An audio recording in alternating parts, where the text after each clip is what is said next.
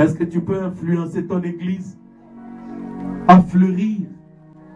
Caïphe sonde les Écritures. Les théologiens sondent les Écritures. Certains prédicateurs sondent les Écritures. Mais Jésus leur dit ceci: vous pensez en elle avoir la vie. Jésus leur dit non, là vous n'aurez pas la vie. Si vous voulez la vie, venez à moi. La vie était dans un être humain. Pourquoi la manne et la table des lois étaient devenues un être humain? La parole s'était faite chair. La parole avait deux jambes. La parole était devenue un homme. Pour transmettre la vie, vous devez aller à un homme. Si tu veux la manne, cherche un tabernacle vivant. La manne doit sortir d'un être humain. La manne doit sortir de quelqu'un qui est vivant. Vous sondez les brochures parce que vous pensez en elle avoir la vie. Si vous voulez la vie, allez voir les Éphésiens 4. Si vous voulez la vie, trouvez les Éphésiens 4. La manne. Mon ami, le temps est arrivé où je dois vous dire la vérité. Nous devons tirer les choses au clair. Oh non, j'ai ma Bible chez moi.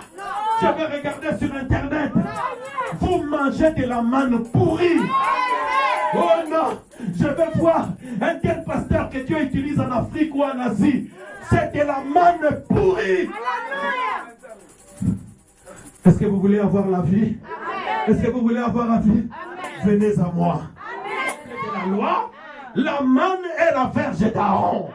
Si on ne voit pas ces choses-là, c'est une organisation familiale ou tribale ou je ne sais pas. Appelez cela comme vous voulez, mais ça ne sera pas un tabernacle. Ça ne sera pas une église du Dieu vivant. Si dans votre tabernacle, l'ange ne vient pas pour donner des messages par les dons spirituels ou par la prédication, vous n'êtes pas un tabernacle. Fermez cette histoire, ce n'est pas un tabernacle. Parce que dans le tabernacle, la voix de Dieu doit parler. Il doit parler au travers des ailes de chérubins. Dans la nuée sur les propitiatoires. On doit attendre des recommandations de l'Éternel.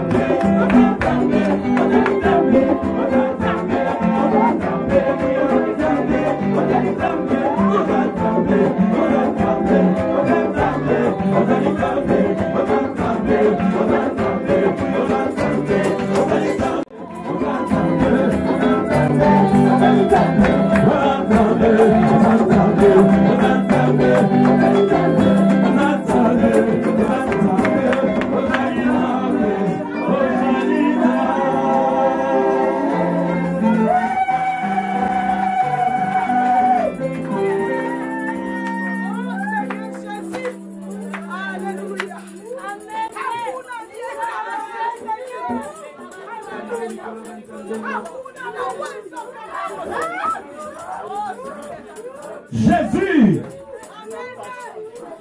mon ami, mon aîné en vita, le puissant dans la bataille, c'est Jésus. Tu le peux. Alléluia. Aimez-vous la Pentecôte? Si vous êtes ici pour la première fois, ne vous étonnez pas, c'est simplement la Pentecôte. C'est ce qui s'est passé il y a 2000 ans, quand le Saint-Esprit était descendu sur les apôtres. Amen. C'est ce qui s'était passé quand Israël avait traversé la mer Rouge. Myriam avait pris les tambourins et elle dansait en esprit. Alléluia. Aimez-vous adorer Jésus-Christ en esprit et en vérité. Alléluia. Oui, il y a ici quelqu'un qui est venu pour la première fois. Marie-France, elle s'appelle. Ah, sœur, mais je ne vous entends pas. Marie-France. Marie-France. Ah.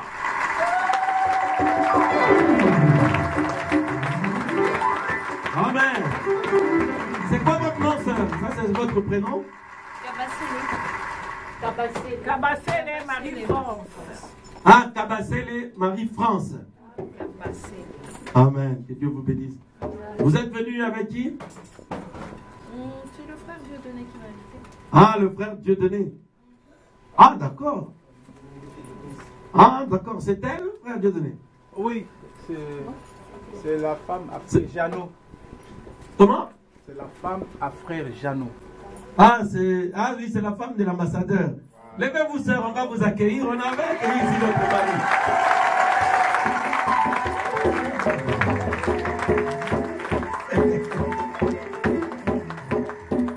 Ici, c'est l'assemblée locale de votre mari. En Europe, m'a-t-il déclaré.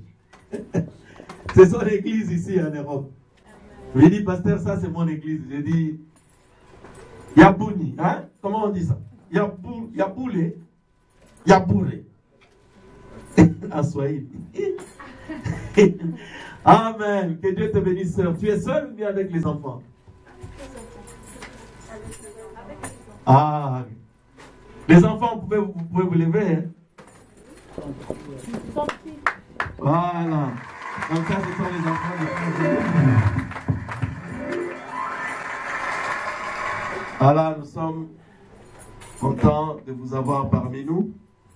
Donc, sentez-vous à l'aise, c'est vos frères et vos sœurs en Christ. Et nous aimons adorer, consommer l'adoration sans modération, sans aucune restriction. Amen. Quand nous dansons pour Jésus, nous le faisons comme David.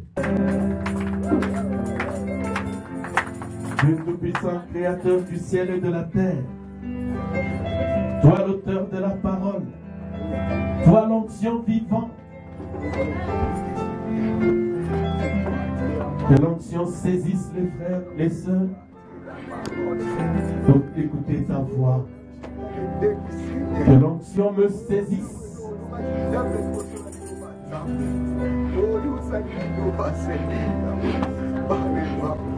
Que l'onction saisisse nos cœurs pour obéir à ta voix. Cette huile d'onction créée par la parole, elle fut tirée de la parole.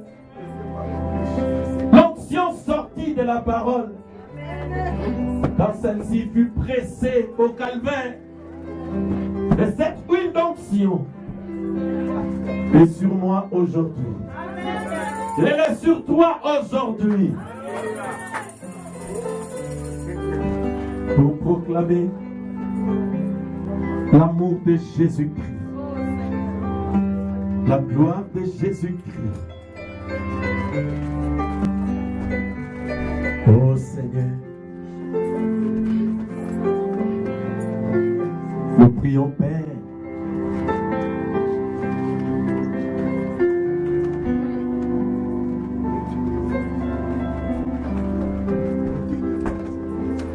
Merci Père pour ce que tu nous as dit, tu m'as dit. Je prie Seigneur à présent que tu bénisses la lecture de la parole. Amen. Que tu bénisses l'audition. Satan, éloigne-toi de ces lieux au nom de Jésus-Christ. Viens et parle-nous, Père. Au nom de Jésus-Christ. Amen. Amen. Ok. Hébreux, chapitre 9, du verset 3 au verset 6. Pour la première lecture. Ensuite, nous irons dans Nombre, chapitre 10, verset 33. Et pour finir, nous lirons dans Jean, chapitre 5, versets 39 et 40. Bon, ne craignez pas le nombre de versets. Je crois que dans environ 50 minutes, ou tout au plus 1 heure du temps, on règle l'affaire. Le Seigneur s'occupera du reste. Est-ce que vous êtes prêts à écouter la parole? Amen. Disposez-vous. Ne dormez pas. Nous avons adoré. Le diable avait cherché à nous empêcher à adorer. Mais le Seigneur l'a emporté. Et c'est pourquoi nous l'avons adoré. Et c'est pourquoi il a exigé à être adoré. Oh Seigneur, même si tu ne demandes pas, nous adorerons toujours. Amen. Parce que nous t'aimons, Jésus-Christ. Amen. Oui, frère. Derrière le second voile se trouvait la partie du tabernacle. Là, nous sommes dans Hébreu. Hébreu 9, de 3 à 6. Ok. Non, à 5. Non, on se lève pour la lecture de la parole.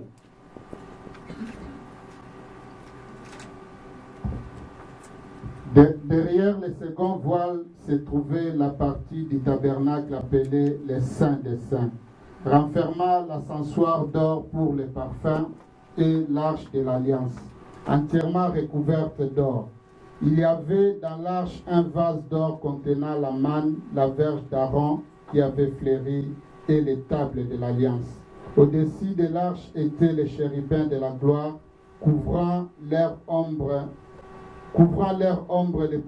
les propitiatoires.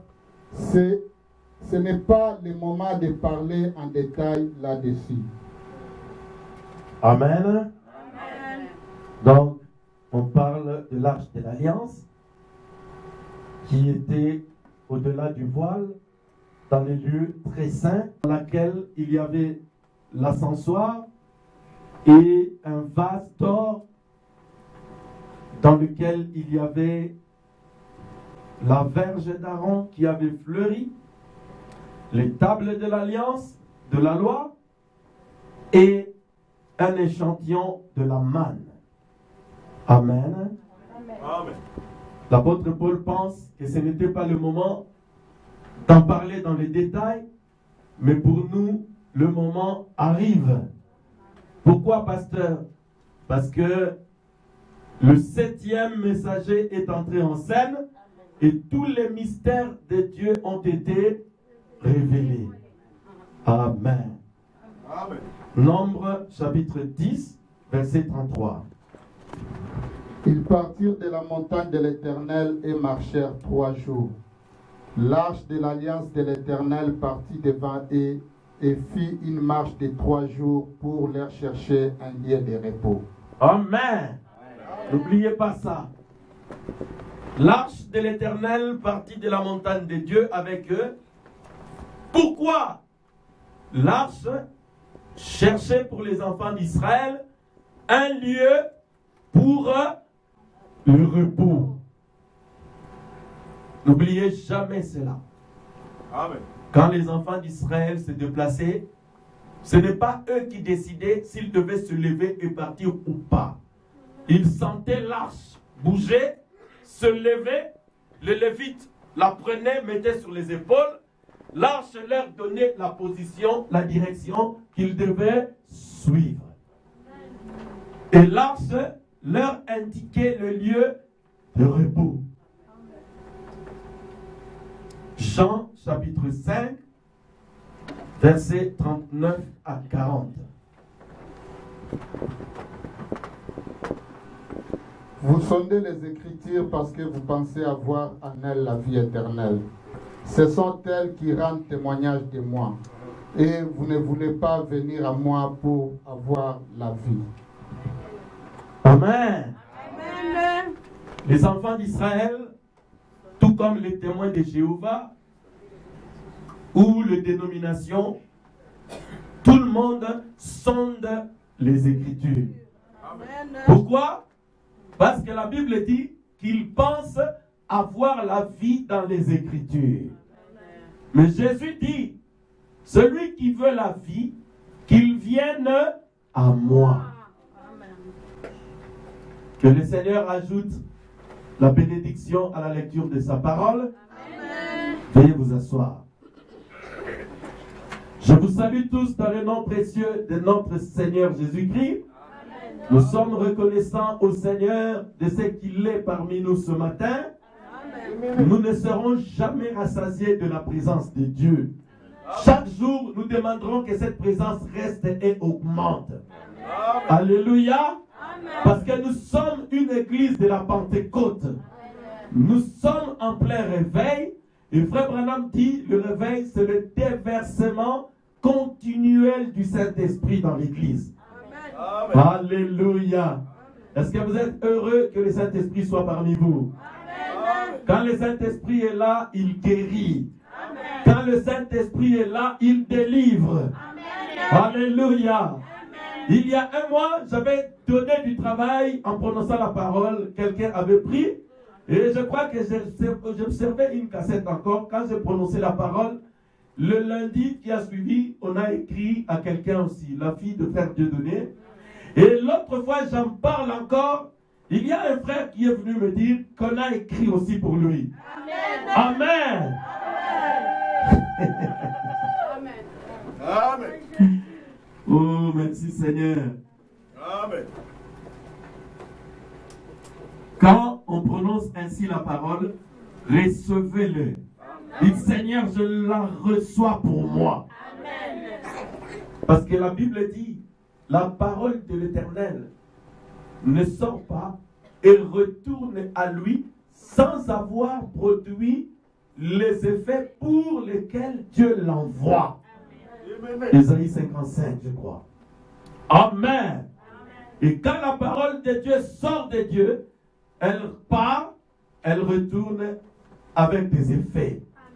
Et quand la parole sort d'un fils de Dieu, elle part, elle doit produire les effets. Quand elle sort d'une fille de Dieu, elle produira des effets. C'est pourquoi ne dites pas ou ne prononcez pas de vaines paroles. La Bible dit, il envoya sa parole et les guérit. Alléluia. Est-ce que la sœur Mimi est là ce matin? Non. Elle m'a donné un témoignage. Elle souffrait de l'ulcère quand elle est venue ici. Elle avait très mal, tout ça. Depuis 2 ou 3 jours. Elle ne pouvait pas adorer. Elle ne pouvait pas. Jusqu'à ce que la parole est sortie. Quand je prêchais. Vous vous souvenez du dimanche dernier, non? Quand la parole sortait avec l'onction, avec puissance, elle a senti que la douleur l'avait quittée. Elle s'est dit, ah, peut-être que c'est par hasard. J'ai dit, non, ça ne peut pas être par hasard. Parce que Dieu a dit, il envoya sa parole et les guérit. Vous pouvez être guéri pendant que la parole sort. Elle dit, j'ai attendu un tout petit peu. 5 minutes, la douleur était partie. Elle arrive à la maison, la douleur de l'estomac part. Croyez-vous dans ce même Jésus ce matin? Croyez-vous qu'il peut te toucher aussi ce matin? La même parole va sortir ce matin. Nous ne sortons pas de paroles pour amuser la galerie. Nous parlons pour que l'épouse de Jésus-Christ soit guérie, soit délivrée et remplie de l'Esprit de Dieu. Alléluia. Donnons des acclamations à Jésus. Amen. Oh, nous aimons cette parole-là.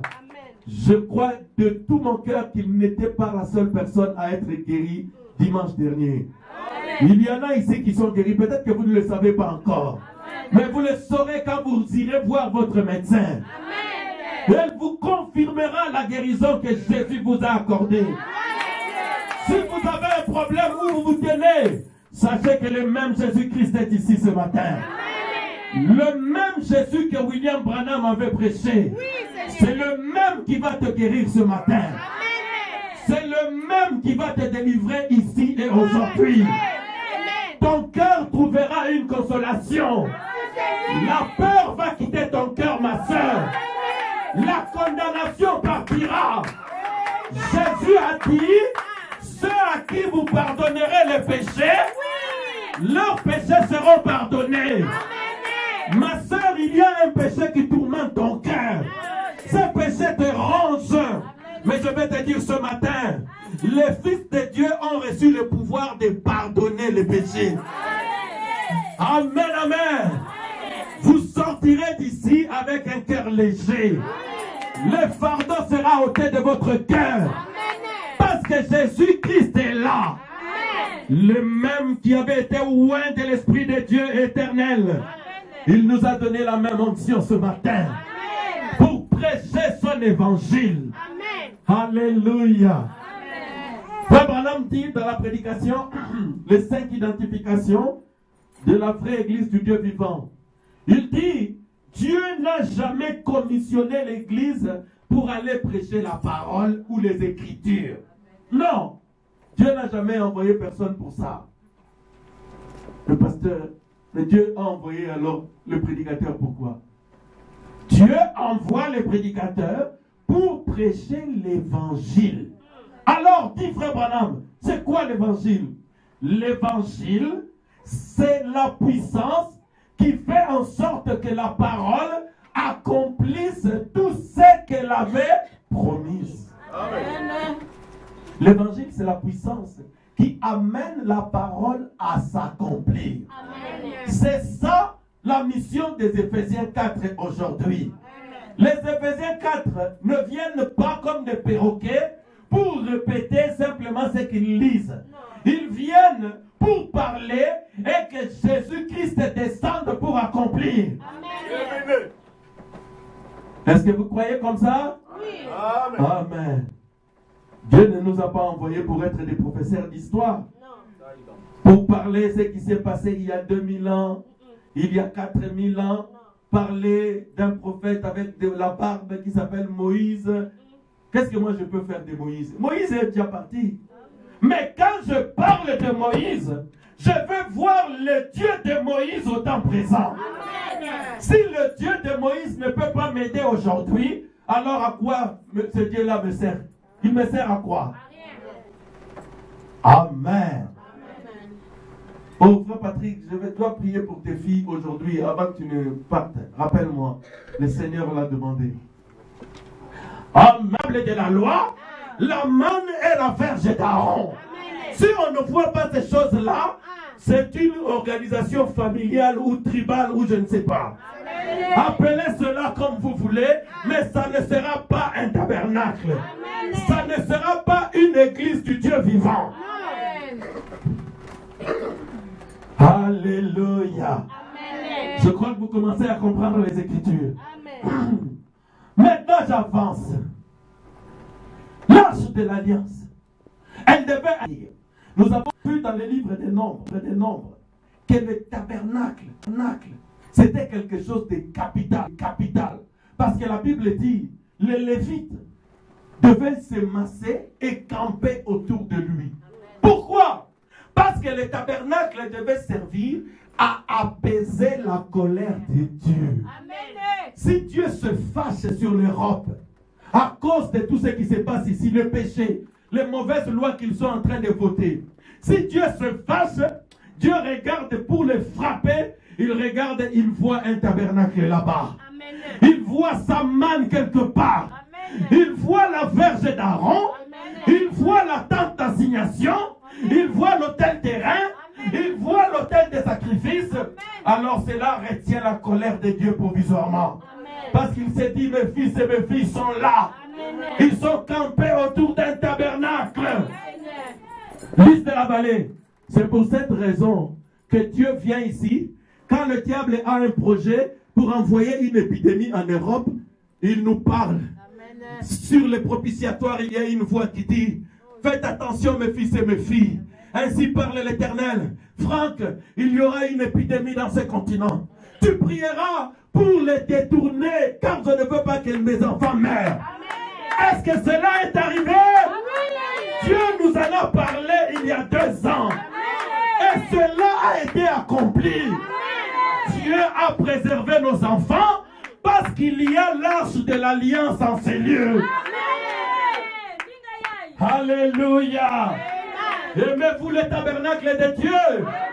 C'est un lieu où Dieu vous prévient de tous les dangers. Amen. Quand Poutine sera prêt pour faire la guerre en Europe, nous le saurons. S'il y a une catastrophe qui va venir, je vous le dirai ici. Amen. Avant que le monde entier le sache, je vous dirai, préparez-vous. Nous allons quitter ici. Achetons des billets, éloignons-nous d'ici, parce que Dieu a jugé les rangs. Est-ce que vous êtes avec moi? Quand Titus est venu détruire Jérusalem à l'an 70 après Jésus-Christ, la Bible montre, et Frère Branham témoigne aussi, qu'il n'y avait aucun chrétien à Jérusalem. On avait encerclé Jérusalem avant qu'on ne les encercle. Tous les chrétiens étaient déjà partis. Ils étaient dispersés vers l'Asie mineure. Quand Titus est venu encercler la ville, il avait trouvé seulement les incrédules, ceux qui avaient tué Jésus-Christ. Parce que leurs pères ont dit que son sang retombe sur nous et sur nos petits-enfants. Mais ceux qui avaient refusé de porter la main sur le Seigneur, ils étaient prévenus et ils avaient quitté Jérusalem. Église, certains n'étaient pas prévenus par les tons, mais ils étaient tellement mal à l'aise. On le chasse. Il veut chercher quelque chose, on le lui refuse. Il dit, mes fils, sortons de ce pays, on ne nous aime plus. Alors à ce moment-là, Dieu était en train de conduire les pas des justes. Pas un seul chrétien n'avait péri à Jérusalem. Pourquoi? Parce qu'ils étaient autour de tente d'assignation. Ils étaient autour du tabernacle de Dieu. Et ce tabernacle-là, c'était Jésus-Christ. C'est lui le véritable tabernacle. Alléluia. Est-ce que vous êtes avec moi?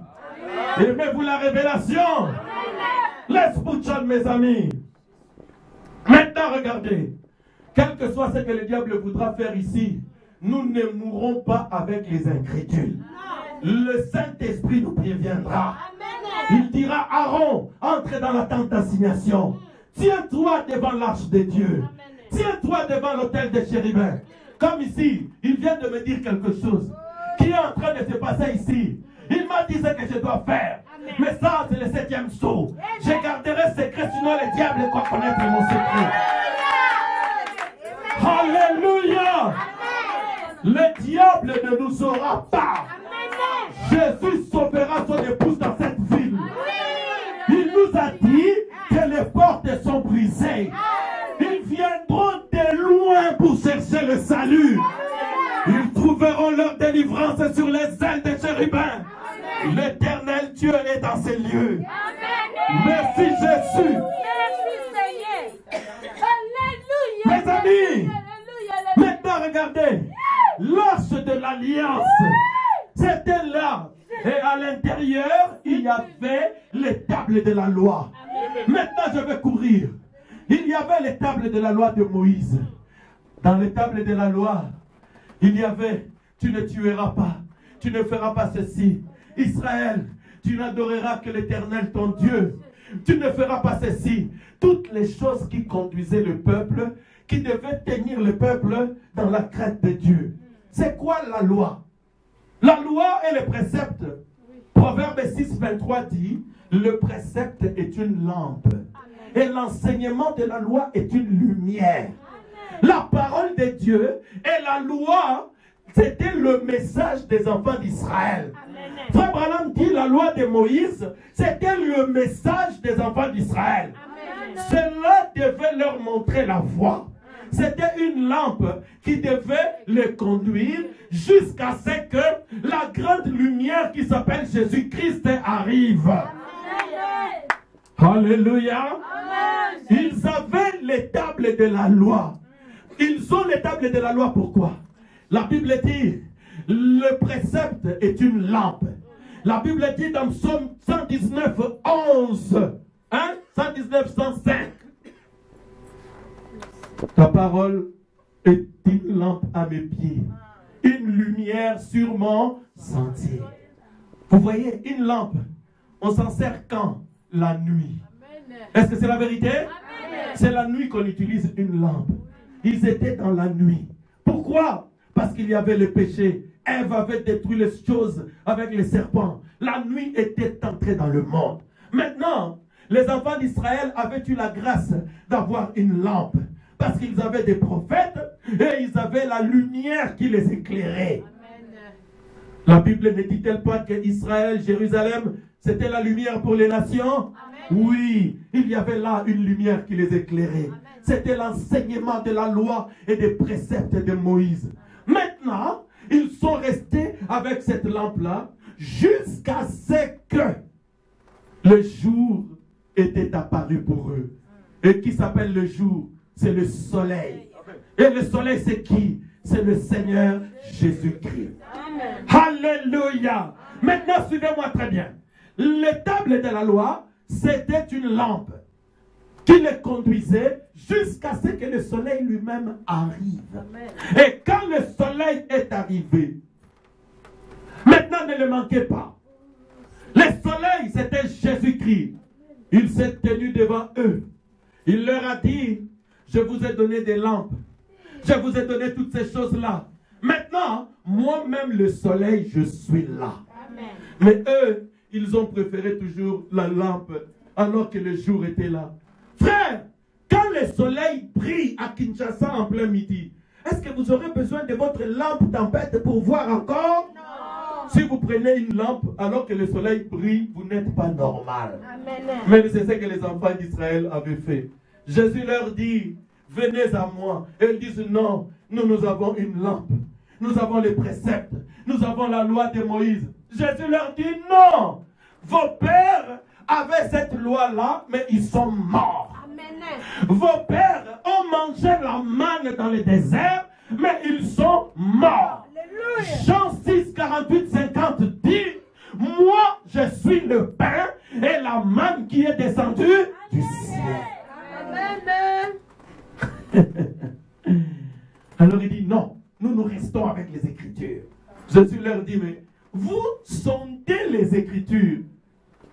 Caïphe sonde les Écritures. Les théologiens sondent les Écritures. Certains prédicateurs sondent les Écritures. Mais Jésus leur dit ceci. Vous pensez en elles avoir la vie. Bon, maintenant, regardez-moi bien.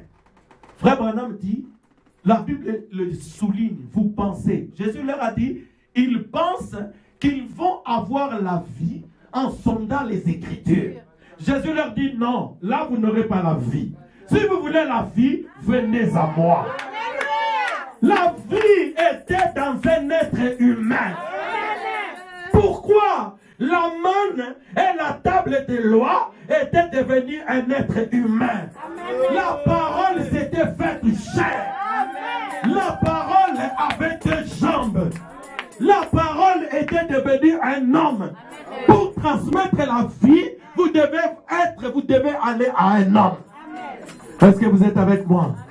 Dans la prédication, la parole parlait la semence originale. Frère Branham dit, la semence passe par un corps. Je dis la vérité? Bon, vous êtes des adultes, je ne veux pas dire des choses parce qu'il y a des enfants ici. La semence qui donne la vie pour produire les enfants, il passe par le corps humain. La semence reste dans un homme. Alléluia. Pour avoir la vie, il ne faut pas aller faire des histoires. Il faut être devant un homme puissant et fertile. Alléluia. Cet homme puissant et fertile s'appelle Jésus-Christ. C'est lui qui devait transmettre la vie. J'avance. Maintenant, nous avons les tables de la loi dans l'arche. Et nous avons la deuxième chose qui est la manne. Maintenant, regardez. La manne, c'était une nourriture qui tombait tous les jours. Lundi, la manne tombe. Mercredi, la manne tombe. Vendredi, la manne tombe. Les enfants d'Israël avaient la loi. La loi leur montrait le chemin. Mais vous savez, ils devaient manger la manne. Pourquoi? Pour rester en vie. La manne, c'était la nourriture qu'ils mangeaient pour rester en vie. Pour avoir la force. Église, vous pouvez dire ce soir, ce matin, que vous avez la parole. Oh, j'ai la Bible chez moi. Je peux lire la Bible chez moi. Je peux lire la Bible chez moi. Je peux lire les brochures. Je vais aller sur Internet, Tabernacle. Un prédicateur prêche en Afrique. Laisse-moi te dire, ça ne te regarde pas. Ça te regarde seulement peut-être en partie. Mais ce n'est pas à toi que Dieu a parlé. Amen. Pourquoi, pasteur Franck, tu dis ça? C'est parce que la manne devait tomber tous les jours. Amen. Si elle tombe aujourd'hui, tu devais la manger. Amen. Si tu veux garder ça pour un autre jour, elle pourrissait. Parce que ce n'était pas pour toi. Si tu veux la manne, cherche un tabernacle vivant. La manne doit sortir d'un être humain. La manne doit sortir de quelqu'un qui est vivant. Vous sondez les brochures parce que vous pensez en elle avoir la vie. Si vous voulez la vie, allez voir les Éphésiens 4. Si vous voulez la vie, trouvez les Éphésiens 4. La manne. Mon ami, le temps est arrivé où je dois vous dire la vérité. Nous devons tirer les choses au clair. Oh non, j'ai ma Bible chez moi. Je vais regarder sur Internet. Vous mangez de la manne pourrie. Oh non, je vais voir un tel pasteur que Dieu utilise en Afrique ou en Asie. C'est de la manne pourrie. Est-ce que vous voulez avoir la vie? Est-ce que vous voulez avoir la vie? Venez à moi. Venez à moi. Alléluia. Venez à moi. Oh Franck, toi tu te prends pour Jésus? Oui, un peu. Oui, c'est un petit Dieu. Un peu. Est-ce que tu as chopé? Franck, tu te prends pour Jésus? Oui, un peu. Je me considère un peu comme lui. Pourquoi? Parce qu'en lui, il y avait le Saint-Esprit. Alléluia. En moi, il y a aussi le Saint-Esprit. Alléluia. Merci Jésus. Oh, pourquoi? Tu te considères aussi un peu comme lui? Oui. Parce qu'en lui, il adorait le Père. Il adorait le Père. Il ne faisait rien qu'il ne voit faire au Père. Moi aussi, j'adore le même Dieu que lui. Alléluia. Et moi, je suis allé loin. Moi, je l'adore. Parce que je sais que lui, il a la vie. Merci Jésus. Parce que la vie se transmet d'un câble conducteur à un autre câble conducteur. Jésus, c'est le plus grand transformateur de tous les temps. Nous venons nous connecter à lui pour avoir la vie. Alléluia. Maintenant, vous continuez à sonder les Écritures comme vous voulez. C'est votre affaire. Vous aurez la lampe. Vous allez savoir les chemins, c'est ici. Vous allez savoir ce que le prophète dit, ce que la Bible dit. Mais si vous ne mangez pas la manne, vous n'aurez pas la force. Si vous ne mangez pas la manne, vous n'aurez pas la vie en vous. Pourquoi? Parce que Frère Branham dit dans la prédication des hommes en prison, le programme de Dieu, c'est de sauver un homme par l'intermédiaire de notre homme. C'est la vérité. Mes amis, le temps arrive où vous ne devez plus être des idolâtres. Des gens qui adorent un Dieu qu'ils ne connaissent pas. Aujourd'hui, nous connaissons Jésus. Nous savons où il se trouve. Ah, où il est où, Pasteur Franck? Il est dans les hommes. Il est dans les femmes. Il est avec nous. Il a promis à l'église. Maintenant, regardez. Ce temps arrive. Pourquoi la manne? C'était cela. Je vous parle de ce que Dieu est parfait en toi. Il est parfait dans les tables de la loi. Nous ne les jetons pas, n'est-ce pas? Dans notre église, nous avons les brochures. Dans notre église, nous avons la Bible. Nous ne jetons rien. Nous avons su maintenant que Dieu est aussi dans la manne. La manne, c'est la parole. Olé, olé, olé, olé, olé, olé. Jésus a dit, vous ne savez pas prier. Je vais vous montrer comment on prie. Notre Père qui est aux cieux, que ton nom soit sanctifié, que ton règne vienne. Donne-nous aujourd'hui notre pain de ce jour. Ne me donne pas le pain qui a été prêché à Kinshasa. Ne me donne pas un pain qui a été prêché en Amérique. Donne-moi mon pain de ce jour. C'est dans le pain d'aujourd'hui qu'il y a la vie. Notre Père qui est au ciel. Aimez-vous la révélation? Aimez-vous la révélation? Aimez-vous le 7e saut? le pain de ce jour, c'est la manne. Qu'est-ce que c'est que la manne? Alléluia. Aimez-vous la parole? C'est cela. Nous aimons tout ça. Oh, pasteur Franck a commis une fausse doctrine.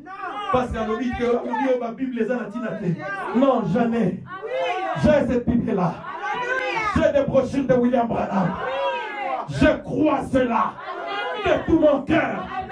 Mais moi, pour avoir la vie, je dois retourner tous les jours devant l'arche de l'Alliance. Je vais me tenir devant le chérubin. Sur le propitiatoire, il y avait une voix qui devait me dire: Franck, prêche la puissance à mon peuple. Je dis oui au Seigneur. Franck, prêche-leur l'enlèvement. Je dis oui au Seigneur. Ça c'est la manne. Ça c'est le pain. Aujourd'hui pour que tu aies la vie. Amen. Aimez-vous les révélations? Aimez-vous la parole des chants? Est-ce que vous aimez la parole de Dieu? Est-ce que vous aimez sa manne? Est-ce que vous êtes un tabernacle? Écoutez ceci. Ils avaient aussi une voix qui devait sortir. Mes amis, pourquoi est-ce qu'il n'y a pas de voix dans les dons dans votre église? Savez-vous ce que Frère Branham dit? Une église qui n'a pas les dons spirituels, il doit fermer. Est-ce que je dis la vérité? Amen. On doit retrouver ces dons dans une église locale. Ou alors, c'est une boutique, c'est une organisation. Nous voulons être un véritable tabernacle. Voilà. Voilà la vérité. Maintenant, j'avance. Oh, église. Lisons un peu le prophète. Oh, merci Jésus. L'âge de Pergame. L'âge de Pergame. Amen. L'âge de Pergame. Vous allez voir. L'âge de Pergame. Paragraphe 301. Non, paragraphe 303. Rapidement. On va lire. On va lire les tables. Nous les lisons. Après l'avoir lu cela, mais nous voulons voir que cette parole devient aussi un être humain. Alors nous avons un menu complet. Vous allez voir pourquoi les choses doivent se passer ainsi. Allons-y, frère Christian. La manne cachée. Donnons-en l'interprétation du mieux que nous pouvons. Que représente la manne cachée? La manne cachée était la manne qui était gardée à un endroit dans la Bible. Nous voyons que les pains de proposition étaient réservés aux sacrificateurs. Donc, dans les lieux saints, il y avait une table. Hein? Et là, il y avait le pain. Il y avait un pain que le peuple ou les sacrificateurs, les autres devaient manger. Mais le pain de proposition, c'était un pain spécial réservé uniquement aux sacrificateurs. Alléluia. C'est ce que le prophète est en train de dire. Vas-y, frère. Il y avait du pain pour l'assemblée, mais il y avait un pain spécial pour les sacrificateurs. Continue, frère. Cette manne cachée, c'est un pain spécial. Qu'est-ce que c'est? Qui est votre manne? C'est Christ. Amen. Lisons Jean dans chapitre 6, versets 48 à 50. Tu vois, qui est votre manne? Les enfants d'Israël, ils ont pensé à la manne qui tombait dans le désert. Ils ont mangé, mais ils sont morts. Ils ont passé aux tables de la loi. Les tables de la loi étaient là, mais ils continuaient à vivre dans le péché. Et frère Branham dit, qui est votre manne? Votre manne, c'est Christ. Christ, c'est la parole ointe pour toi aujourd'hui. Pas le vendredi qui est passé, mais aujourd'hui. Donne-nous notre pain quotidien. Jésus a dit qu'il était le pain de vie qui vient de Dieu et qui descend du ciel. Qu'est-ce que la manne cachée? C'est une manne qui n'est pas donnée à toute l'assemblée. La révélation de la parole est donnée à l'ange de l'église. La révélation de la parole est donnée à l'ange de l'âge, car elle est cachée à tous les regards. Puis elle est révélée de nouveau. Elle est adressée à l'ange de l'église. C'est une révélation un peu plus grande, c'est une révélation un peu plus grande de ce qu'est Christ. Peut-être un appel un petit peu plus haut. Amen. Continue, frère, continue. Je me demande si Luther a reconnu cela. Ok, passe à 312. Vous avez vu l'Église, toute l'assemblée d'Israël, ils devaient manger un pain ordinaire que tout le monde mange. Mais il y en avait un qui, lui, devait manger un pain complet. C'était Christ. C'était cette manne-là. Et Frère Branham dit, la manne cachée pour un âge, pour l'âge de Laodicée, elle vient à l'ange de l'Église. Si vous ne savez pas pourquoi nous nous référons au prophète, parce qu'il a reçu le secret de la manne cachée. Parce que c'est dans cette manne-là que nous devons recevoir la vie. Maintenant, regardez, 312. La manne cachée, c'est quelque chose de particulier. Voilà. Qu'y a-t-il de particulier? Les bénédictions du Saint-Esprit? Non. Elles sont pour toute l'assemblée. Les bénédictions du Saint-Esprit, c'est pour toute l'assemblée. C'est-à-dire le travail, le Saint-Esprit, la santé, toutes les bénédictions, l'onction, c'est pour tout le monde. Frère Branham dit c'est pour toute l'assemblée. Oui, on continue. Mais la manne cachée est une révélation spéciale parce qu'il devait enseigner les autres. Vous voyez, c'était une connaissance un peu plus grande de l'Écriture afin qu'il puisse enseigner votre vie, afin qu'il puisse enseigner les autres. C'est ce qu'il est censé faire, n'est-ce pas? Votre vie spirituelle ne peut pas être plus haute que celle de votre pasteur. Non. Souvenez-vous de cela. Parce qu'il est le berger qui vous nourrit. S'il est le berger, il doit savoir où se trouve la manne afin de nourrir les brebis. N'est-ce pas vrai? Maintenant, nous allons voir quelque chose de spécial. Ok. Abraham dit, la manne, c'est une connaissance un peu plus grande de l'Écriture. C'est-à-dire, tel que vous êtes là, vous ne pouvez jamais avoir de vie spirituelle plus élevée que la mienne. Est-ce que je suis votre pasteur ici? N'ayez jamais de pensée comme ça. Même si vous avez bloqué tous les messages, rassurez-vous. Il y a des choses, Frère Branham dit, ça sera quelque chose de particulier qui doit enseigner les autres. Ça, c'est le secret de la manne. Église, la manne cachée, votre pasteur doit savoir où elle se trouve. Elle doit aller la chercher pour garder son troupeau en vie. Donne-nous notre pain quotidien. Alléluia. Maintenant, on avance. Comme vous avez compris la manne, regardez maintenant. Les enfants d'Israël avaient les tables de la loi. Qu'est-ce que la loi? Mais la loi et les prophéties parlaient de quelqu'un. Ils parlaient de Jésus-Christ. C'est ce que je vous ai expliqué, non? Elle parlait de Jésus-Christ. Elle parlait de Jésus-Christ. Elle décrivait Jésus-Christ. Elle décrivait où Jésus devait naître. Dans Michée. La Bible montre même qu'on allait lui arracher le vêtement. On s'est partagé ma tunique. David, même sous l'onction, il disait, mon Dieu, pourquoi m'as-tu abandonné? Tout ça était en train de décrire Jésus-Christ. Maintenant, un peu plus de 2000 ans, Jésus est venu en scène. Suivez-moi maintenant l'église. Qu'est-ce que c'était? Cette loi de Moïse, cette parole-là, elle était devenue chair. C'est quoi la manne? La manne, c'est la parole quand elle devient chair.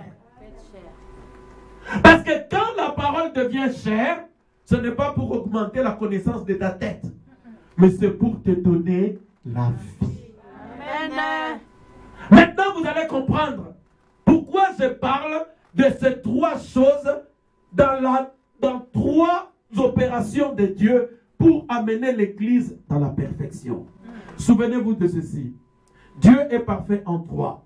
Il y a eu trois dispensations. Il s'est montré aux enfants d'Israël comme étant le Père. Il était au-dessus d'eux. Il s'est montré à eux comme étant le Fils. Il était avec eux. Il s'est montré à eux comme étant le Saint-Esprit. Il était en eux. Trois dispensations. Amen. Église, souvenez-vous de cela. Maintenant, regardez. Jésus, pour vous sauver, il vous fait passer par 3 étapes. Il y a la justification, selon Romains 5:1. Étant justifié par la foi, vous avez la paix avec Christ. C'est-à-dire, Jésus dit, est-ce que vous voulez être sauvé? Acceptez-moi comme votre Seigneur et votre Sauveur. Regardez la parole. Est-ce que vous acceptez de marcher selon cette parole? Oui. Vous avez la paix avec Jésus-Christ. Ça, c'est la justification. Ensuite vient la sanctification. Souvenez-vous, retenez bien cela. Il est parfait en 3. Ensuite vient la sanctification. C'est quoi la sanctification? La sanctification, c'est que la parole commence à devenir chair dans une personne. Comme la parole. L'étape du baptême du Saint-Esprit. On réserve ça un tout petit peu. On avance maintenant. Regardez ceci. Jésus, qui est la manne, le pain descendu du ciel, selon Jean 6, 48 à 50, elle devait venir pourquoi? La Bible dit dans Jean 10, 10, le voleur ne vient que pour égorger, détruire, abîmer, attrister, séparer les couples. Le voleur ne vient que pour amener les discordes, les disputes. Mais moi, le Fils de l'homme, je suis venu pour qu'ils aient la vie. Amen. Est-ce que c'est la vérité? Amen. Moi, je ne sais pas ce que les sacrificateurs sont venus faire dans le monde. Peut-être qu'ils sont venus pour escroquer les gens. Peut-être qu'ils prêchent pour devenir riches. Peut-être qu'ils servent Dieu pour remplir leur ventre. Mais Jésus est venu pour que nous ayons la vie. Maintenant, regardez. La parole est devenue chair. Elle était une manne pour Israël. Mais dans quel but? Dans le but maintenant de leur transmettre la vie. C'est-à-dire quand un homme se sanctifie, quand la parole commence à devenir chair en toi, c'est toujours dans le but, mon frère, ma soeur, de transmettre la vie à quelqu'un d'autre. Vous ne croyez pas que vous pouvez transmettre la vie? Vous devez le croire. Parce que c'est la parole de Dieu. Maintenant, écoutons ceci. On va lire. Là, toujours l'âge de Pergame, paragraphe 77. Je ne serai pas long. Hein? Paragraphe 77. L'âge de Pergame. Suivez-moi très bien. Oui, frère, tu lis comme si tu prêches. Pourquoi tu hésites maintenant? Vous voyez, Dieu parle à son messager, et son messager parle aux laïcs. Et alors, il arrive ceci. Il fait en sorte que les laïcs et lui soient égaux devant Dieu. Le Saint-Esprit se répandait au sein de leur groupe tout entier. Regarde, dans les âges, quand il y avait le messager ou le pasteur, qu'est-ce qu'il faisait? Dieu parle à un pasteur. Le pasteur parle à son groupe. Quel est le but du pasteur? Le pasteur fera en sorte que le groupe, le peuple et lui deviennent égaux devant Dieu. Que le même Saint-Esprit que j'ai reçu, que vous le receviez aussi. Amen. Que la même vie de sanctification que j'ai, que vous l'ayez aussi. Amen. Que la même vie de prière que j'ai, que vous l'ayez aussi. Fouillez les pasteurs qui font du spectacle. Vous devez rester là-bas. Lui-même, il prend une veste, il commence à frapper. Les gens tombent là-bas, et puis les gens sont là-bas, et puis vous, tout ce que vous avez à faire, amenez l'argent. Vivez comme vous voulez, mais devenez des évangélistes, amenez l'argent, c'est tout. Fouillez ces choses-là. Parce que cela ne ressemble pas à notre modèle. Jésus a dit, dans Jean 14 et 12, les œuvres que je fais, vous les ferez aussi. Amen. Donc le but de Jésus, c'était que ses disciples deviennent comme lui. Amen. Si moi j'ai une puissance que le Seigneur m'a accordée, vous devez l'avoir aussi. Amen. Tant que vous ne l'avez pas, je ne vous laisserai pas en paix. Oui. Tant que vous ne l'avez pas, je ne vous laisserai même pas servir Dieu. Parce que vous devez servir Dieu rempli de sa puissance. Amen. Sinon, vous allez transmettre votre habitude chez les autres. Vous devez être inoculé. Comme ça, vous êtes sûr de ne transmettre que la vie de Jésus-Christ qui est en vous. Amen. Si vous n'êtes pas inoculé, vous serez un pasteur Moulouba, ou un pasteur Mouyombe, ou un pasteur, je ne sais pas, Moutetela. C'est-à-dire, tu traiteras les affaires de l'église comme le Soukou, comme le Bayombe, comme le Bambala. Donc, ta coutume, elle va être transmise à d'autres. Ça, nous ne voulons pas. C'est pourquoi nous voulons que le Saint-Esprit et le feu nous délivrent totalement du monde de la tradition et des coutumes. Amen. Dans la prédication, les Écritures sur la miraille, Frère Branham dit, nous voulons que les hommes délivrés de tout se tiennent, se lèvent pour prêcher la parole. Pour prêcher, vous devez être délivré. Pour conduire les gens, vous devez être délivré. Sinon, vous allez transmettre votre vie à des gens. Je vous dis la vérité, frère. Si un pasteur est impudique, vous allez voir, après 2 ans, 3 ans, ça sera une église des impudiques. Si un pasteur est un escroc, vous aurez une église d'escrocs. Comme quelqu'un m'a appelé parce qu'il voulait la prière. Il dit, pasteur, ce pasteur-là, avant de le voir, tu dois payer 300 €. Donc déjà 300 € uniquement pour un entretien. Alors, après l'entretien, il te vend un maillot de corps que tu dois porter. Et ce maillot de corps-là va te donner la guérison. Pour ce maillot de corps, tu payes 50 livres. Il dit, pasteur, je suis allé, j'ai donné 300 € à sa secrétaire. Et puis j'arrive, le pasteur regarde dans la liste, sur la liste et dit, non, non, ton nom n'est pas là. Il dit, mais si, j'ai donné 300 €. Non, la secrétaire a pris pour elle. Une église déjà des escrocs. Parce que si le pasteur est escroc, la secrétaire ou les secrétaires doivent impérativement être des escrocs. Sinon, c'est un miracle. Sinon, ça sera un grand miracle. Comment toi tu n'es pas dans l'adultère alors que ton pasteur c'est un grand adultère? Mais c'est un miracle. C'est vraiment un miracle. Comme un ami prédicateur me disait, il était là avec son associé, enfin, lui il était associé de cet homme-là à Kinshasa. Alors, le pasteur certainement l'observait.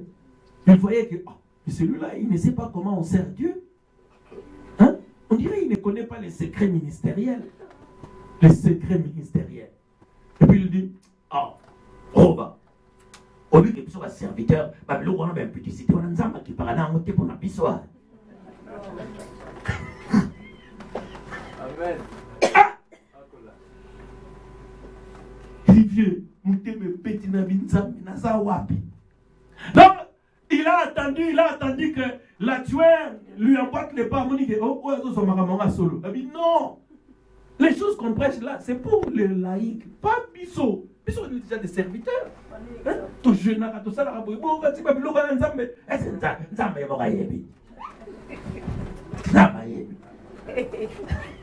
j'aime bien la voix des prédicateurs de dénomination. Ils parlent tous d'une certaine manière.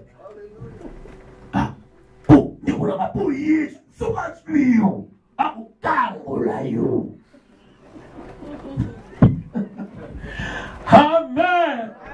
Bon, là, c'est pour vous détendre un peu. C'est bien, j'aime bien leur façon de parler. Bien. Frère, regarde maintenant. Jésus, la manne, il était venu pour transmettre la vie. Et vous allez voir maintenant à quoi nous servent ces 3 éléments. N'oubliez pas que ces 3 éléments, c'est pour amener l'Église à la perfection. La perfection, la 3 manières d'accomplir de Dieu, c'est pour t'amener toi à devenir comme lui. C'est le but de Jésus, que tu deviennes comme lui. Jésus n'était pas seulement un homme saint. Jésus était surtout un prédicateur miraculeux. C'était un homme qui vivait en marge de leurs affaires. Jésus était tout le temps intéressé aux affaires du Père. Maintenant, on avance. Prenons toujours la prédication, l'âge de Pergame au paragraphe 83. Il est 83. 83, oui. Suivez maintenant. Voici ce que cela nous montre.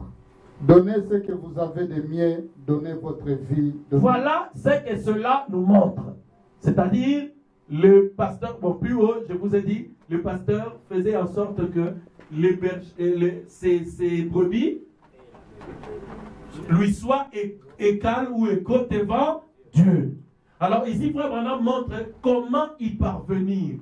Comment faire pour que la vie qui est en moi, qui est en toi, aille sur tes enfants aussi, ou aille sur les gens sur qui tu as une influence. Je vois que ça vous intéresse, non? Parce que la vie qui est en moi, je dois faire tout pour que cette vie aille chez vous. Alors Dieu nous donne les secrets dans la parole. Ça, je partage avec vous. Paragraphe 83, on y va. Voici ce que cela nous montre. Donnez ce que vous avez de mieux, donnez votre vie, donnez votre temps, donnez tout à Christ. Alors l'esprit qui vivait en Christ vivra en vous. Et l'influence que vous aurez sur votre entourage et sur les gens avec lesquels vous êtes en rapport sera tellement semblable à celle de Christ qu'elle accomplira les mêmes œuvres que Christ. Amen. Est-ce que vous avez compris? Qu'est-ce que je dois faire? Je dois donner ma vie à Christ. Je dois donner mon temps à Christ. Je dois tout donner à Christ.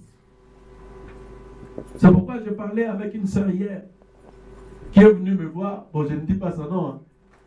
N'ayez pas peur, sœur. La sœur est venue me dire, oui, pasteur, prie pour moi. D'ailleurs, un kilo pour payer la dîme. Ah! J'ai dit, sœur, je vais te dire ce que cela signifie. Tu sais, le diable, il veut que moi, j'ai des problèmes et que je n'arrive pas à les résoudre. Parce que moi, tout mon temps, je le donne pour vous. Demandez à ma femme. J'ai de moins en moins de temps, même pour mes enfants. Je suis là, le téléphone sonne, on m'appelle Koudé Namur. Le téléphone sonne, pasteur Nalinginaya, j'ai un problème. Le téléphone sonne, pasteur. Mais si je devais chercher l'argent, je vais chercher l'argent comment? Alors, je lui dis, sœur, le diable veut que je manque l'argent. Comme ça, je vais dire, écoutez, un queso de Dubaï, je vais acheter des histoires. Et puis je pars à Kinshasa. Je dis, frère, attends un jour. Et puis je pars là-bas, je commence à circuler comme le vent, cherchant l'argent. En ce moment-là, je déserte mon poste, j'affaiblis l'église, je m'affaiblis, et puis le réveil part. C'est ce que vous faites. Si vous refusez de me donner la dîme pour que je vive. Comme là, je suis invité à une réunion de prédicateurs. Ça va me coûter peut-être 500, 600 euros. Où est-ce que je vais les avoir? Vous voyez? Mais c'est important pour moi d'être en contact avec les autres prédicateurs. Parce que moi, je vous ai donné ma technique. Moi, quand je vais aux réunions de prédicateurs, je prends un détecteur d'incendie. Je mets dans la poche. Je vois sur la moni prédicateur Mobonaché dans l'épaule. Sur le clignotant, celui-là, c'est un pyromane. C'est un pyromane. C'est quelqu'un qui allume les feux. Nabi frère Yaka, toi tu habites où? Regarde, prends ma carte. Est-ce que tu peux venir prêcher chez moi? Ah oui, il n'y a pas de problème. Pour les stimuler un peu, je prends mon ordinateur. Il voit un peu des miracles. Ah oui, moi j'aime ça. Ok, je vais venir. Tu es pasteur Franck? Oui, tu vas venir. Oui, viens. Je me mets sur un autre. Température, moins 10, sous l'échelle de feu. Que Dieu te bénisse, frère. Je mets sur l'autre. Je mets sur l'autre. Oh, 2 degrés. C'est pas suffisant pour le peuple. Que Dieu te bénisse, frère. Que Dieu te bénisse. Je mets sur l'autre. Tic, tic, tic. 50 degrés. Ah, frère, Yaka. Viens. Je suis à la recherche des autres hommes de Dieu qui ont la même foi, la même puissance, les dons de miracles, les dons de guérison. Ce que Dieu ne fera pas par moi,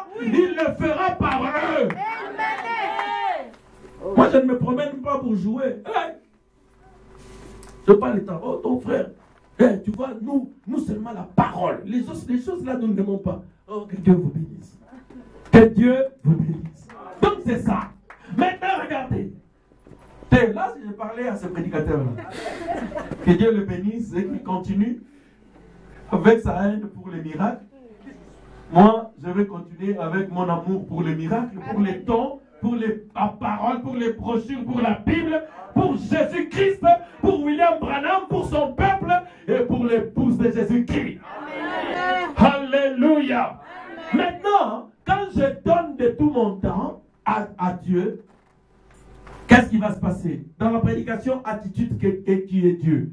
Frère Branham dit, quand nous jeûnons et nous prions, Dieu écarte l'homme charnel et il trouve une issue pour m'utiliser et résoudre vos problèmes. Amen. En fait, le but pour lequel nous nous consacrons, nous offrons notre temps au Seigneur, c'est pour que Dieu nous utilise pleinement. Amen.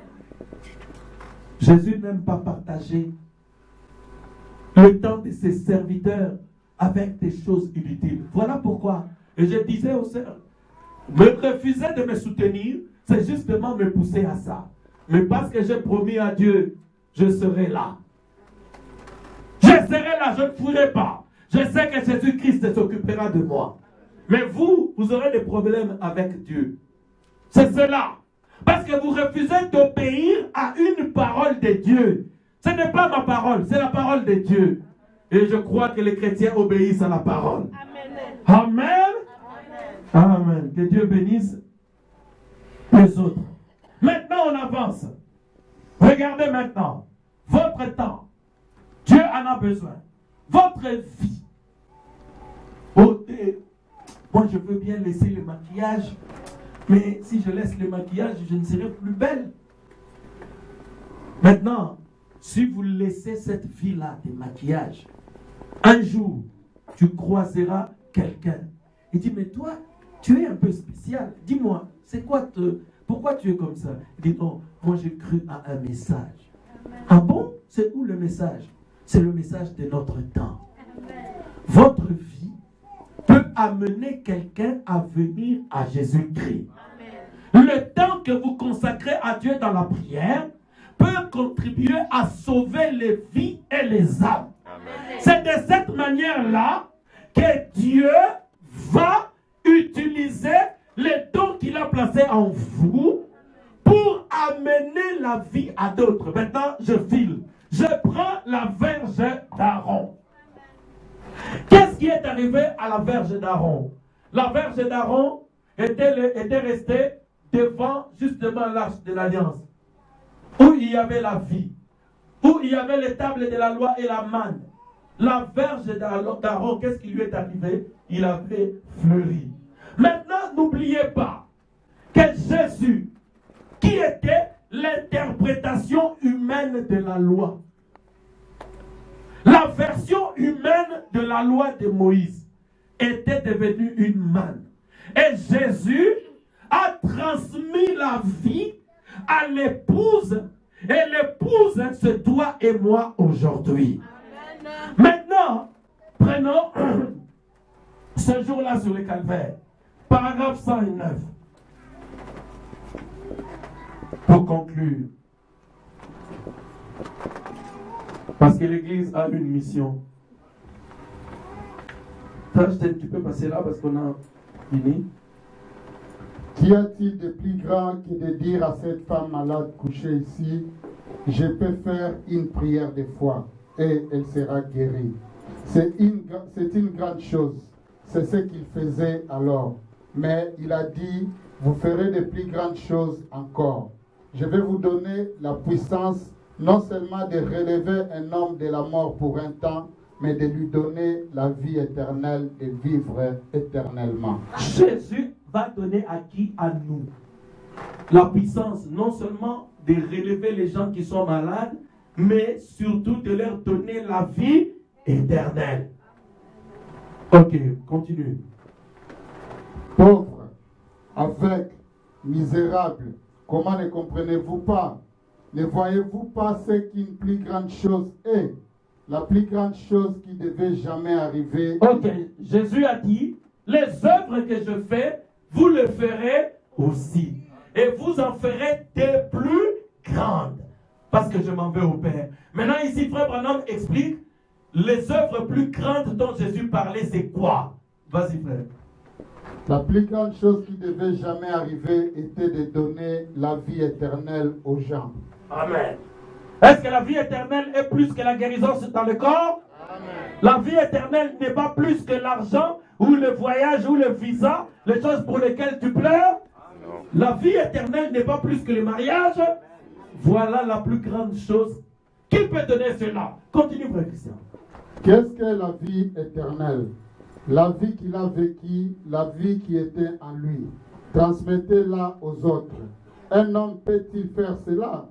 Un fils de Dieu le peut. Église, moi j'ai terminé. Quand on nous a transmis la parole, maintenant suivez-moi. Je me résume parce que j'ai terminé. Dans l'arche de l'alliance, il y avait les tables de la loi. Cette table parlait de Jésus. Cette table prophétisait de la venue du juste. Et cette table ne pouvait pas rester sur des pierres. Cette table devait devenir une manne. La manne, c'était Jésus-Christ. Les tables de la loi faites chair. Maintenant, alors que le Saint-Esprit s'approche pendant que je conclue, tout doucement, parce que le Saint-Esprit s'approche, peut-être pour guérir quelqu'un ce matin. Cette table, elle devait devenir chair. Dans le but, a dit Jésus, je suis venu pour qu'ils aient la vie. Le bois sec, le bâton que Aaron avait, c'était un bâton sec. Mais ce bâton avait reçu la vie. Pourquoi? Parce qu'elle était devant les tables de la loi. C'est parce qu'elle était devant la manne. Bien-aimé, Jésus-Christ est venu. Il a transmis la vie. Les apôtres ont écrit les évangiles. Ils ont écrit le Nouveau Testament. On nous a parlé de Jésus. Jésus est redevenu encore la parole. Maintenant, Jésus étant la parole, un messager est arrivé. La parole qui était dans la Bible s'est faite chair. Elle a habité dans un homme,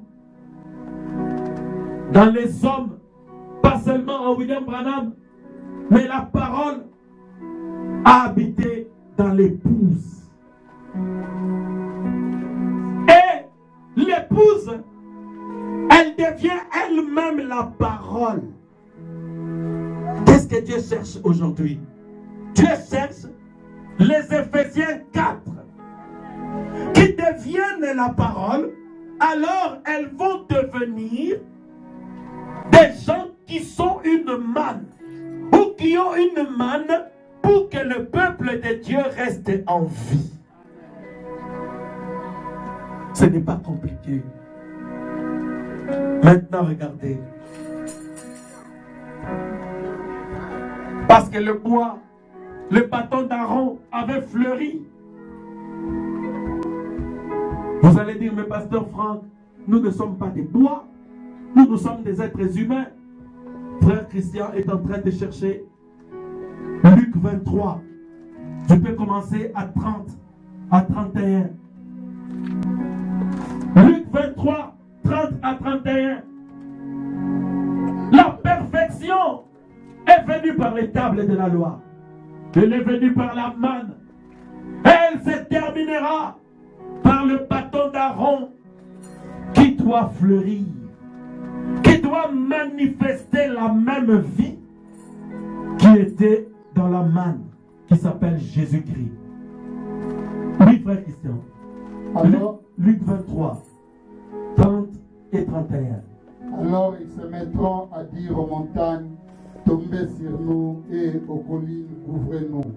Car si l'on fait ces choses au bois vert, qu'arrivera-t-il au bois sec? Si on fait ces choses au bois vert, Jésus était le bois vert. Mais qu'arrivera-t-il au bois sec? Le bois sec, c'est toi et moi. Parce qu'on n'avait plus de vie. La vie t'avait quitté. Mon frère, ma soeur, tu peux te lever et baisser ta tête. Je te prie, si tu peux te lever, lève-toi. Toujours dans la douceur. Je viens de prêcher. Je t'ai dit que la loi de Moïse, la Bible, qui est la loi de Dieu, les brochures, qui est la loi pour l'épouse, elle s'est faite chair dans les Éphésiens 4. Parce que frère Branham dit, votre pasteur derrière la chair est un ange pour l'église. C'est un messager que Dieu t'envoie. Le pasteur a pour but de parfait en 3. Donc Dieu opère et travaille. Il arrive à la perfection en 3 étapes, en utilisant 3 grands axes. Écoutez, je ne parle pas de l'achèvement, parce que Dieu achève en 7. 7, c'est l'achèvement. Mais je parle de la perfection. Parce que l'œuvre du ministère, comme je le fais ici, ou par les dons spirituels, elle a pour but l'édification de l'église, de l'épouse, et d'amener l'église à la perfection. Amen. Alléluia. Amen. Je sais que vous êtes des fils et des filles de Dieu.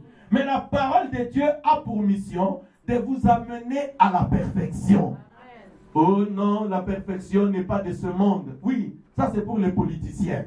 Parce qu'ils ne peuvent pas tenir des promesses qu'ils disent. Mais Dieu, quand il promet, Dieu l'accomplit. C'est pourquoi Jésus a dit dans Matthieu 5, 48, soyez parfaits comme votre Père dans le ciel est parfait. Amen. Parce que Dieu vous a demandé d'être parfait, alors il est capable de vous conduire à cette perfection.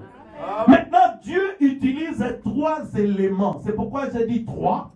Parce que Dieu va utiliser ce matin les tables de la loi, la manne, et Dieu va utiliser la verge d'Aaron pour vous amener à la perfection. Amen. Alléluia. Amen. Écoutez, peut-être pour toi, les tables de la loi, la manne et la verge d'Aaron, c'est du chinois ou c'est du latin. Je vais expliquer dans 2 minutes parce que j'en ai déjà parlé le vendredi et on va avancer. La Bible dit dans Hébreux chapitre 9, du verset 3 à 5, il y avait au-delà du voile l'arche de l'alliance. Et l'arche de l'alliance, c'est un petit cercueil, comme je vous l'ai dit, une caisse, et dans lequel le Seigneur avait ordonné qu'on mette certaines choses. Et parmi les choses qui étaient là, il y avait la manne, les tables de la loi que Dieu avait écrites de ses mains. Le 10 commandements étaient là, que Dieu avait écrit dans Exode chapitre 19 et 20 et dans le livre des Nombres au chapitre 17. Parce que souvenez-vous, non, 10, au chapitre 10, souvenez-vous que Moïse avait brisé cette table de loi sous l'effet de la colère. Et c'est pourquoi faites tout pour ne pas énerver des personnes qui vous conduisent. Je parlais avec les sœurs, je ne sais pas, hier je crois, je leur ai dit, ce n'est jamais bon pour les hommes de Dieu de venir derrière la chair sous l'effet de la colère. Parce qu'on risque de briser des choses et de dire certaines choses qu'il ne faut pas dire. Amen. C'est pourquoi nous faisons tout ce que nous pouvons pour garder le calme, Parce que nous sommes censés vous transmettre la parole en douceur. Est-ce que vous êtes avec moi? Dans l'arche, il y avait aussi la manne. La manne, j'avais dit que c'était la nourriture qui descendait du ciel. Cela ressemblait à une galette de miel. Alors cette manne tombait tout le temps. Et Dieu avait ordonné qu'on prenne un échantillon de la manne, qu'on mette dans l'arche de l'alliance. Et il y avait aussi là la verge d'Aaron. Une verge, c'est un bâton. Le bâton d'Aaron qui avait fleuri.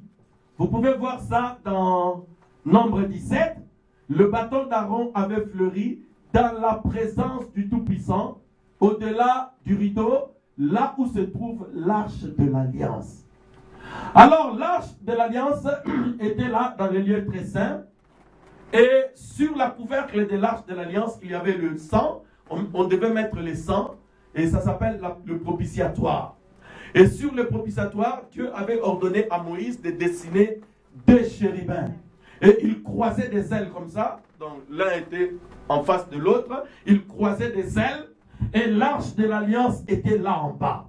Et quand Moïse ou Aaron entraient dans le Saint des Saints, donc entre la propitiatoire, c'est-à-dire la couvercle de l'arche de l'alliance, et les ailes des chérubins, il y avait une nuée. Et de cette nuée sortait la voix de l'Éternel qui parlait aux enfants d'Israël, qui donnait des recommandations pour le peuple. Amen. Est-ce que vous êtes avec moi? Amen. Donc voilà les choses dont on va parler aujourd'hui. Avant d'avancer, j'aimerais que tu saches ceci, mon frère, ma soeur, que l'arche de l'alliance, c'est quelque chose de très important pour l'Église. Vous savez, l'arche de l'alliance habitait dans ce que la Bible appelle le tabernacle de Dieu, le tabernacle du témoignage. Ça s'appelle aussi la tente d'assignation. Donc c'est un peu comme un bâtiment, comme l'Église. C'est à l'intérieur de ces bâtiments que l'arche de l'alliance habitait. Voilà pourquoi dans le message, les églises s'appellent des tabernacles. Pourquoi? Parce que l'arche est censée habiter dans un tabernacle. Alors si vous êtes Lys de la Vallée tabernacle, ou Rose de Sharon tabernacle, ou je ne sais pas, n'importe lequel, vous devez être sûr que le lieu où vous vous trouvez est un tabernacle. Oh, pasteur Franck, comment tu peux dire ça? Parce que la Bible montre dans le livre des Nombres, l'arche de l'alliance devait servir à montrer le chemin aux enfants d'Israël. L'arche de l'alliance devait servir à leur dire quand ils devaient s'arrêter. L'arche de l'alliance, comme le dit dans Nombre 10, 33, devait indiquer aux enfants d'Israël le lieu de leur repos, là où ils doivent se reposer. L'arche de l'alliance indiquait aux enfants d'Israël le lieu où ils devaient rester pour camper. Amen. Et aujourd'hui, nous savons que l'arche de Dieu nous a montré le seul lieu d'adoration. Le lieu dans lequel repose votre foi. Ce lieu s'appelle Jésus-Christ. Ce lieu nous a été indiqué par l'arche de Dieu qui est sa parole. Est-ce que vous êtes avec moi? Amen. La quatrième chose dont je viens de vous parler, sur l'arche de l'alliance, il y avait les anges, les chérubins qui croisaient les ailes. Et de l'intérieur, entre le propitiatoire et le chérubin, une voix devait sortir et l'Éternel parlait directement au peuple. Si dans votre tabernacle, l'ange ne vient pas pour donner des messages par les dons spirituels ou par la prédication, vous n'êtes pas un tabernacle. Fermez cette histoire, ce n'est pas un tabernacle. Parce que dans le tabernacle, la voix de Dieu doit parler. Il doit parler au travers des ailes des chérubins. Dans la nuée sur le propitiatoire. On doit attendre des recommandations de l'Éternel. Bien que si Jésus vient aujourd'hui, il y a des choses dans ton cœur qui t'empêcheront de le voir. Et pourquoi ne veux-tu pas devenir Pourquoi ne veux-tu pas fleurir comme le bois, comme le bâton qui était resté devant l'arche du témoignage? C'est à cela que Jésus t'invite ce matin. Pourquoi ta vie ne change pas? Pourquoi ta vie ne fleurit-il pas, mon frère, ma soeur? Est-ce que tu peux accepter aujourd'hui de recevoir l'influence? C'est ce que frère Branham dit. Est-ce que tu peux recevoir l'influence de celui dont tu as jugé la vie? Sœur, frère, est-ce que tu peux influencer tes enfants à devenir des chrétiens ou des chrétiennes? Pasteur, est-ce que tu peux influencer ton église à fleurir? Crois seulement.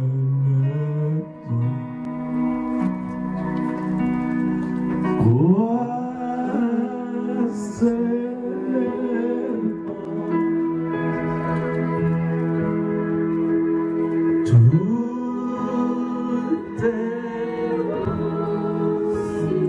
Alors que nous avons fini, si quelqu'un veut qu'on se souvienne de lui dans la prière,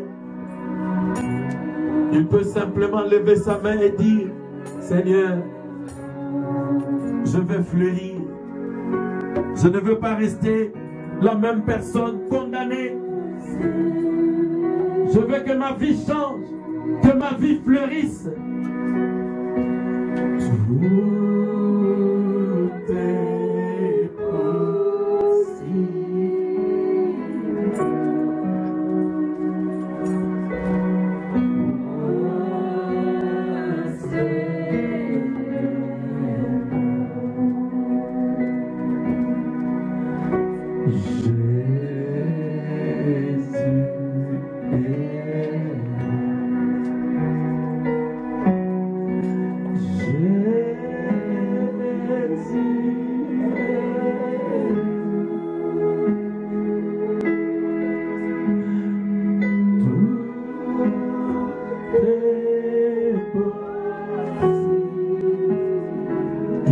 À prier.